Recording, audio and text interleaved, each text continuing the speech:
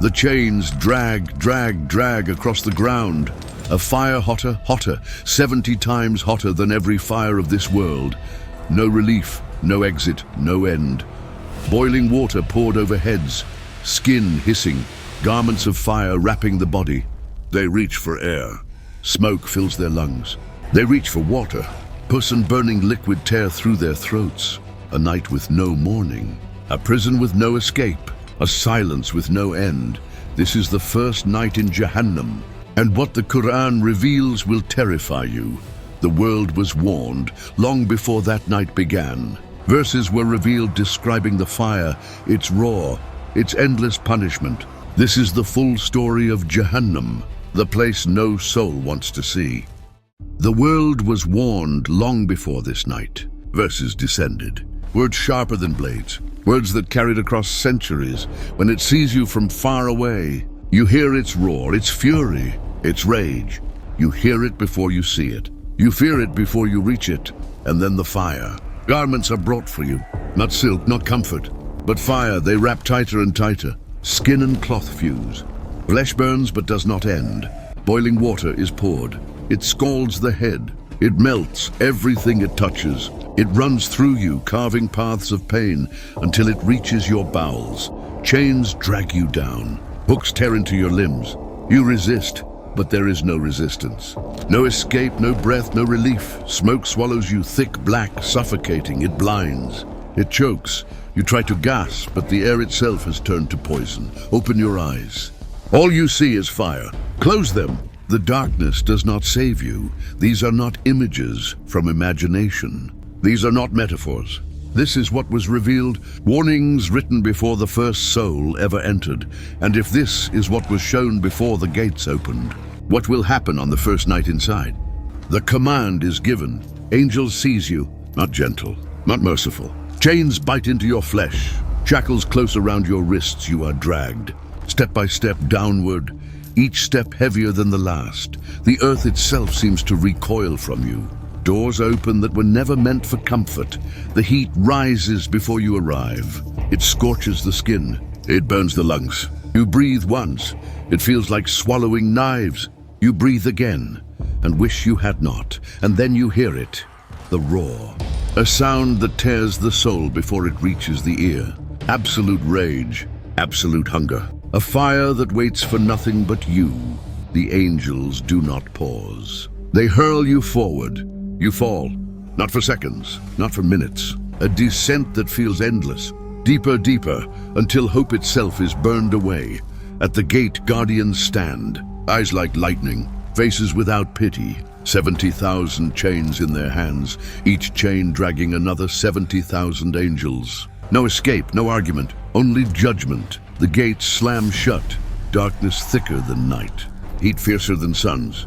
And in that moment you understand, this is not a dream. This is not a story. This is your first night in Jahannam. The gates slam. The roar behind them fades into a deeper roar ahead. Chains pull again. They do not loosen. They drag. You are led downward. The fire does not stay still. It grows hotter, brighter, more alive with every step. The smoke thickens, curling around your throat like another chain. Then you see him, Malik, the keeper of Jahannam. His face does not move. His eyes do not blink. He has guarded this place since the day it was lit, and in all that time he has never smiled. Not once. The Qur'an says the people of hell will cry out to him, "O Malik, let your Lord put an end to us." And he will answer with a voice colder than stone, "Indeed, you will remain." The angels throw you forward. You do not argue. You cannot. Malik gestures once, and the chains obey. You are pulled to the base of a tree. At first, it looks like any tree. Branches, leaves, fruit. A moment of hope flickers. Then the smell hits you, bitter, rotten, poison. This is Zaqqum. The Qur'an says it is the tree of accursed fruit. Its emerging fruit is like the heads of devils. A fruit is forced into your hand. You do not want it. Hunger makes you take it anyway. The skin splits. The juice burns before it even touches your tongue. You chew once, it tears your throat. You chew again. It fills your stomach like molten lead. You want to spit it out. You want to vomit. But the angels do not allow it. They strike you down until every bite is swallowed. Your belly bloats. It twists. It feels as though snakes coil inside it. Fire climbs from your gut to your chest. You scream. No one listens. Nearby, others writhe the same way. Their faces blackened, their lips cracked, their eyes hollow. All bent over the tree, all choking on its fruit. Some claw at the branches for more. Not because they want it, because hunger will not stop. This is the first meal of Jahannam. Not nourishment, not relief. Only pain that grows with every bite. And when the fruit of Zakum settles in your stomach, the chains do not rest. They tighten again. They drag again. You are not at the end. You are only being moved deeper. The fruit of Zakum settles in your gut. It twists, it burns. It claws upward as if it wants to escape. You think there can be no worse. Then the chains drag again. A basin is brought, black, heavy. Steam rises in waves. The smell alone scorches your throat. This is hammam, boiling water. The Qur'an says they will be given to drink a scalding fluid that tears their insides apart. A cup is forced into your hands. You hesitate. The angels do not. They strike. The cup slams to your lips. You drink one swallow. And your face melts. Lips, tongue, eyes. The skin slides away like wax from fire. The liquid tears through you. Down the throat. Through the chest. Into the belly already poisoned by Zakum. It does not quench. It does not soothe. It hunts. Wherever it flows, flesh splits and falls. The Qur'an says it cuts up the bowels and the intestines. You clutch your stomach. Chains bite your wrists. You bend forward. Nothing helps. The liquid does not stay inside. It pours back out. From the mouth. From the nose. From the wounds it created. It hisses on the ground, but the ground is no refuge. It burns even there. Around you, others writhe the same way. Their screams rise together until the air itself shakes. Then they collapse, twitching. Their bodies half melted, their voices gone. But death does not come. You look for an end. None arrives. You beg for water. This is the water. You beg for escape. This is the escape. The angels lift the cup again. The first drink is never the last. The cup falls from your hand. It vanishes in the smoke. You cannot tell if it shattered or if the ground itself swallowed it whole. You try to steady yourself. The chains remind you they are still there. They tighten. They pull you are dragged again. Not across flat earth, down, always down. The slope grows sharper. The stones cut deeper until footing itself becomes impossible. You stumble. The angels do not pause. Their grip is iron, their pace unbroken. Then you see the hooks. They hang from above, vast, countless. Hooks the size of spears, the size of trees. Each one barbed, glinting even in the smoke. The Qur'an warns of chains and shackles and a blazing fire. These are the shackles. These are the hooks. One swings low, it finds flesh. It tears into your shoulder. Another rips into your back. They do not miss. They never miss. Your body jerks. The scream rises again, raw, torn from a throat already shredded by boiling water. You are lifted, not upward into light, upward into more fire. The hook swings, and every swing rakes the wound wider. Flesh peels. Blood burns before it falls. Others hang beside you, some by their arms, some by their tongues, some by their faces, their eyes bulging, their mouths locked open in endless agony. They dangle in rows like meat in a slaughterhouse with no butcher, only fire. The chains below tighten again. The hooks release, you fall. The ground greets you like stone sharpened into knives. Before you can rise, the angels seize the chains. They drag, downward still. You realize this is not a circle. This is not a cycle. It is a descent, each step heavier than the one before, and beneath all of it, one truth grows louder. The first night has no end. The descent slows, not because the chains loosen, but because the dark thickens. Here, fire does not light the way. It blinds, its glow is smoke. Its smoke is night. You reach for shape. You find nothing. You listen for sound. You hear everything. Screams from above. Screams from below. Screams from voices so close they should touch you, but no touch comes. This is the loneliness of hell, surrounded yet abandoned. The Qur'an says, "Therein they will cry out, 'Our Lord, remove us. We will do righteousness other than what we used to do.' But no answer comes. No door opens. The angels do not respond. Malik does not move. You remember the days before this night, when the Qur'an was recited to you, but you scrolled past. When prayer called, but you delayed. When the fire was described, and you thought it was only words. Now those words are walls. They enclose you. They choke you. You try to count time, seconds, minutes, hours. But here, time does not flow.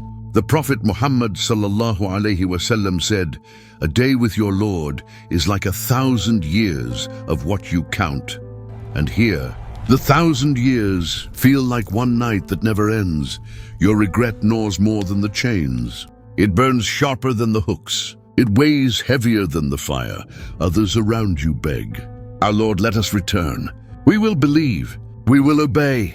Their pleas melt into the smoke. You open your mouth to join them. You form the words. The angels drag again. The first night moves deeper. The darkness thickens. And the terror does not pause. It returns, not a circle that finishes, a wheel that never stops.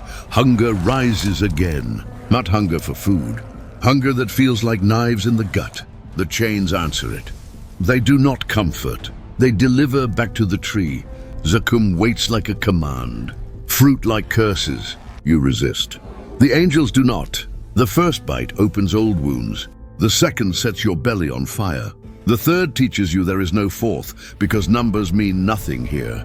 You reach for water. They bring Hammam. The cup touches your lips. Your lips try to flee.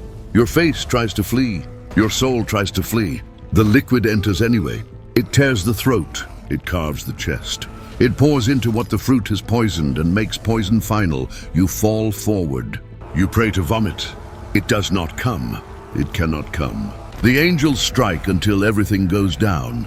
Then heat climbs your skin like a second garment. It burns until there is no skin left. Only black, only ash. Only a surface that breaks at a breath, and then it returns. Not the pain, the skin. Every time it roasts, it is replaced. New skin, new nerves, new openings for fire, new doors for pain. You learn a rule that cannot be unlearned. Renewal is not mercy here.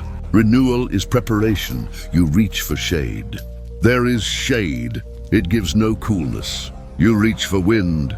There is wind. It scorches. You reach for night. There is night. It does not end. Hooks descend again. Not because you are the same as before, but because you are ready again. Flesh regrown is flesh to be torn. You rise into the smoke, swing, scrape, fall. Metal sings. Fire answers. Your voice breaks and keeps breaking.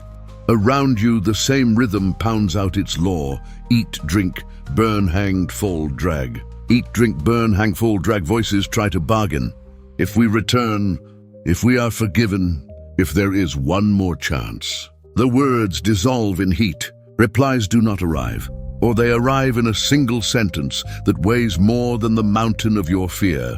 You will remain. You try to measure time. You borrow a habit from the world you lost. Minutes, hours, days. The wheel crushes the numbers under it. It gives you another measure, cycle after cycle after cycle. You think of faces. Some you loved, some you hated. Here every face is a mirror that refuses to look back. Everyone is near. No one is with you. This is the loneliest crowd in creation. The tree calls. The cup rises. The hooks lower. The skins return. You understand finally what the first night means. Not the first and last. The first of many. The first of always. And still, beneath the roar and the iron and the smoke, a memory scratches at the edge of your mind. Warnings were sent. Verses descended. Doors stood open for a lifetime. Why were they shown? Why were they spoken so clearly, so early, so often? That answer waits beyond the next turn of the wheel. The wheel does not stop, but in its turning a truth becomes clear. This fire is not random. It was not lit without reason. Every flame answers something left behind in the world. The Qur'an says, indeed, Jahannam is lying in wait, a home for the transgressors. They will remain in it for ages. Every scream here is the echo of a refusal. Every chain here is the weight of arrogance. Every fruit of Zakum is the harvest of sins planted long ago. You remember verses once recited but ignored, and fear the fire whose fuel is men and stones prepared for the disbelievers. Back then it was just sound. Now it is substance, fuel, reality. The chains do not loosen, yet your mind runs. It races back to the prayers missed, the wealth hoarded, the lies told when truth cost too much, the eyes that looked away from the needy, the ears that heard Qur'an and chose music louder. Each punishment fits the crime. A measure returned. Heavier, those who fed their pride now eat Zakum. Those who quenched their desires now drink boiling poison. Those who clothed themselves in arrogance now wear garments of fire. The Qur'an says, "Taste, indeed you are the mighty, the noble." Words of mockery thrown at those who once mocked. You begin to see this night is not chaos. It is justice. Terrifying, perfect, unbroken justice, and still the cycle grinds on. Fire, food, drink, chains, each scream swallowed by the smoke. You remember that these words were once in reach. They were warnings spoken with mercy, not with wrath.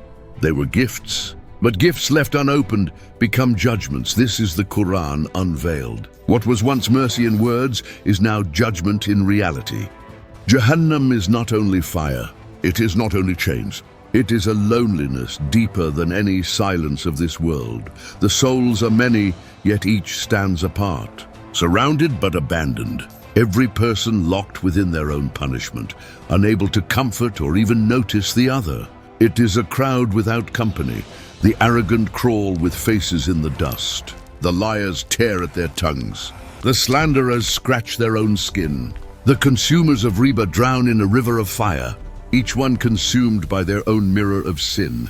No conversation, no comfort, only regret that echoes inside, never answered. This is the true horror of Jahannam, not only pain, but isolation. To be trapped forever, and to know that even in a sea of souls, you are utterly alone. The Qur'an says, they will wish to leave the fire, but they will never leave it. Theirs will be a lasting punishment. This is the final reality of Jahannam. Not just the fire, not just the chains, not just the punishments that mirror every sin, but the certainty that it never ends. The people of Jahannam cry for death, but death does not come. They beg for relief, but relief is withheld. They plead for even a single drop of water, but the only drink is boiling liquid that tears the insides apart. Their voices echo into the darkness, but no answer returns. And the greatest terror of all is not the flames, nor the torment, nor the angels who strike without mercy. The greatest terror is the knowledge that this is forever, that every scream, every flame, every moment of loneliness is not a passing night, but an eternal decree. Generations pass in silence above, but time does not move below. 1,000 years feel like a day feels like 1,000 years. Despair does not fade. It grows sharper, heavier, until it becomes the only companion left. This is Jahannam. Not just a place of fire, but a place where hope itself has been burned away. A place where silence is louder than screams. Where eternity is the heaviest chain. The Qur'an revealed it so the living would hear and tremble. So hearts would soften. Their souls would flee before the gates ever close upon them. For Jahannam is not a warning in stories alone. It is a reality waiting for those who forget. Not everyone who hears this will believe, but everyone who ignores it will one day remember. And if this reminder struck your heart, don't let it fade. Support this work by subscribing, liking and sharing to keep these truths alive. Every voice matters. Assalamu alaikum wa rahmatullahi wa barakatuh.